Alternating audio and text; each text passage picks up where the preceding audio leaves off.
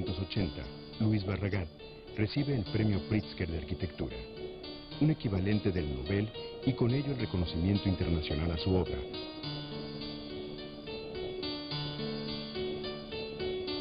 A Barragán se le considera el arquitecto más trascendente del México contemporáneo. Su obra es al mismo tiempo individual y universal.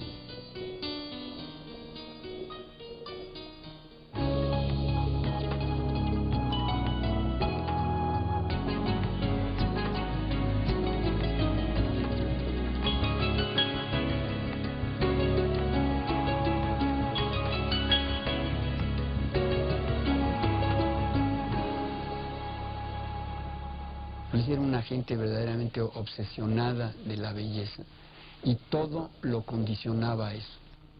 La gente sabe muy bien la influencia que Barragán tuvo en muchos cambios del arte, favorables de salirse de un arte rascuache, folclórico, a un arte más espontáneo. Era realmente una gente para la cual la belleza y todos sus derivados eran imprescindibles en la vida. Lo son para la vida de todos, pero en su caso esto era llevado a un extremo que produjo esa obra fantástica. Luis Barragán Morfín nació en la ciudad de Guadalajara en 1902, hijo de una familia de terratenientes del sur de Jalisco. La familia Barragán y las familias Morfín, Valencia, no me acuerdo cuál es la otra, pero son 4 o 5 familias de mucho tiempo, provienen de Cotija, Michoacán, es el núcleo, y de ahí se regaron unas partes hacia la costa, otras por la misma sierra de Michoacán, Cotija, ¿cómo se llama? Mazamitla, etcétera, que es por donde viene el lado de mi abuelo. Él estudió leyes, era abogado, pero su gusto y su pasión siempre fue el campo. Entonces él tenía un rancho, compró un rancho en la sierra de Mazamitla, que se llamaba Corrales de Toluquilla. Luis Barragán y sus hermanos, Juan José, Alfonso, Luz, María de los Ángeles, Daniel y Paz, repartían su tiempo entre Guadalajara, donde recibían una educación tradicional y aristocrática, y la hacienda de la familia, en la que pasaban largas temporadas. Pertenecían a esta clase de aristocracia rural, que en Jalisco tuvo una cierta particularidad y que creo que se distingue de algunas otras partes de la República, en que era gente que directamente trabajaba su tierra, que estaban absolutamente comprometidos con sus cosas, que conocían bien a su gente. Fueron educados en el seno de una familia tradicional, por decirlo así, de aquel tiempo, una familia católica de aquel tiempo, con la clara dominio del varón, era el gran jefe. La señora, mi abuela, que tampoco tuve el gusto de conocer, tenía que obedecer, los hijos tenían que obedecer. La educación que recibió fue marcadamente religiosa, como correspondía a la sociedad tapatía de aquella época. Barragán camina de una educación familiar, de una moral cerrada a una moral abierta, que le llevó toda su vida y que lo hizo sufrir enormemente. Tenía un padre, siglo XIX, tremendo, ¿no? Duro, codo, ¿no? Y un día, Luis, de 19 años, 20 años, guapísimo, preguntó por él y le dijeron que se había ido al paradero.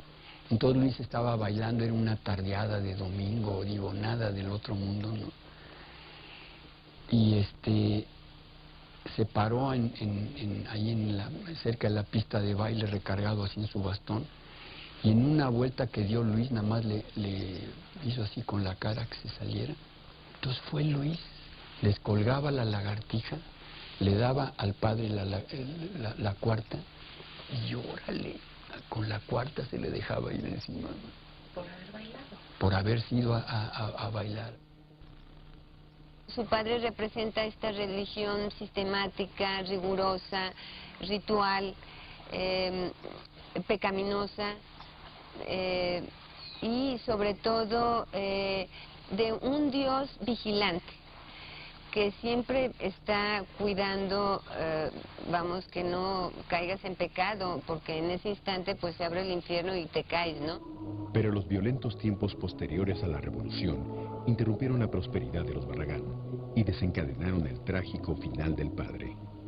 Él murió básicamente afectado por la reforma agraria, es decir, los corajes, los contratiempos, la frustración, la tristeza, fue lo que lo mató, le afectó mucho el hígado. Era un dicho normal entre las gentes de esa generación decir que el tío fulanito o el abuelo perenganito había muerto de agrarismo, ¿no? Que era, digamos, un poco el resultado, o un mucho, el resultado de los corajes y de las desgracias que enfrentaban algunos propietarios cuando sus tierras eran intervenidas y se veían obligados a desprenderse de ellas, ¿no? Ellos tuvieron que meterse a, pues, algo de manejo, más bien dicho, de liquidación, cuando la reforma agraria le afectó sus tierras, y lo afectó gravemente, es decir, de forma brutal, dijera yo, porque y sin ninguna misericordia, sin ninguna piedad, le quitaron prácticamente todo.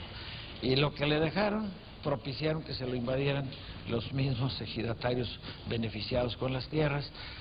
Luis estudió Ingeniería Civil en la Escuela Libre de Ingenieros de Guadalajara y se tituló en 1924. Al concluir su carrera, emprendió un largo viaje por varios países de Europa. En este viaje, Barragán conoció algunos lugares que definirían su vocación hacia la arquitectura, como San Gimignano en Italia. En 1925 es la exposición de artes decorativas en París. Entonces, básicamente, su objetivo formal era ir a la exposición de artes decorativas, el formal, aunque su objetivo informal era ver qué estaba pasando en Europa. Hay que acordarnos también que en aquel tiempo la meta de la cultura para los mexicanos no era Estados Unidos todavía, sino era Europa. Entonces, por eso él no voltea hacia Estados Unidos, sino hacia Europa, y toma como pretexto la exposición de artes decorativas. En esa exposición conoció los libros del pintor, arquitecto de jardines y escritor francés Ferdinand Bach, a quien conocería en viaje posterior. Barragán recordó esa experiencia toda su vida. El alma de los jardines, decía Ferdinand Bach, alberga la mayor suma de serenidad de que puede disponer el hombre. Y fue Bach quien despertó en mí el anhelo de la arquitectura de jardín. En un viaje posterior visitó el Palacio de la Alhambra, en Granada, España, lo que marcó un parteaguas en su pensamiento arquitectónico. Caminando por un estrecho y oscuro túnel de la Alhambra, se me entregó sereno, callado y solitario el hermoso patio de los mirtos de ese antiguo palacio. Contenía lo que debe tener un jardín bien logrado, nada menos que el universo entero. Jamás me ha abandonado tan memorable epifanía. Va él a Europa y empieza a descubrir al principio en cosas muy afines. La arquitectura de Guadalajara se daba en base a los mismos espacios que se daba en la arquitectura del sur de Europa y del norte de África. El patio como elemento de vida importantísimo lo encuentra. Los materiales son los mismos, la tierra es el material primordial con el que se hace la arquitectura. El manejo de la luz, que es tan intenso y tan al mismo tiempo tan tamizado en el Mediterráneo, pasaba aquí en Guadalajara. Luis se comía por los osos, pero no se los comía nada más, sino que los digería y los volvía parte de sí mismo. Y cuando aparecían en sus obras, ya estaban totalmente transformadas, ya estaban hechas a imagen y semejanza de él. Ese es el milagro del genio creador, es el milagro del arte. Cuando él vuelve, que él comienza a platicar con sus amigos, todo lo que vio allá, ahí es donde empieza a haber una influencia muy fuerte. Por eso es tan importante también Luis Barragán en Guadalajara, porque crea una influencia a través de sus pláticas, de sus libros, de lo que trae, una influencia a sus amigos, y básicamente lo hace con Ignacio Díaz Morales y con Rafael Urzúa. Sí, era una generación realmente muy brillante. Era una generación con hombres con una un profundo amor por el humanismo, por la cultura, pero por la cultura en sentido muy amplio, ¿no?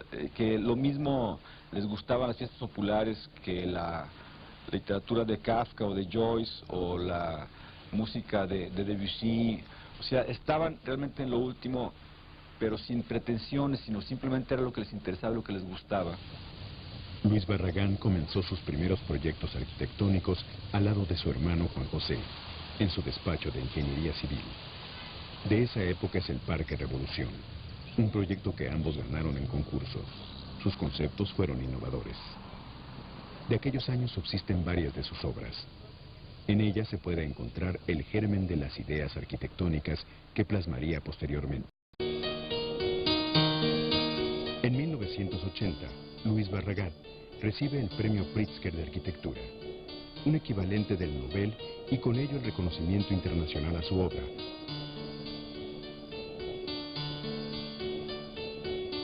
A Barragán se le considera el arquitecto más trascendente.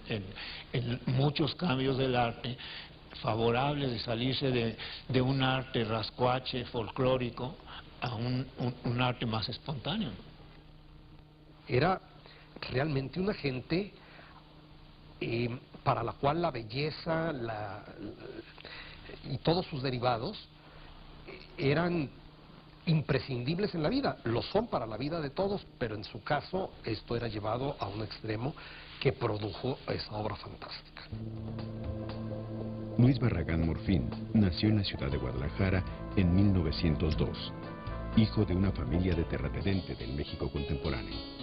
Su obra es al mismo tiempo individual y universal.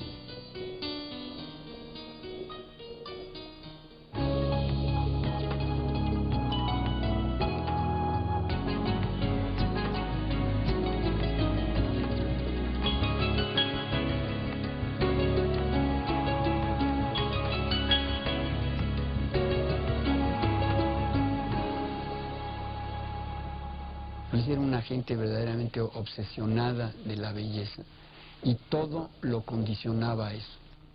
La gente sabe muy bien la influencia que Barragán tuvo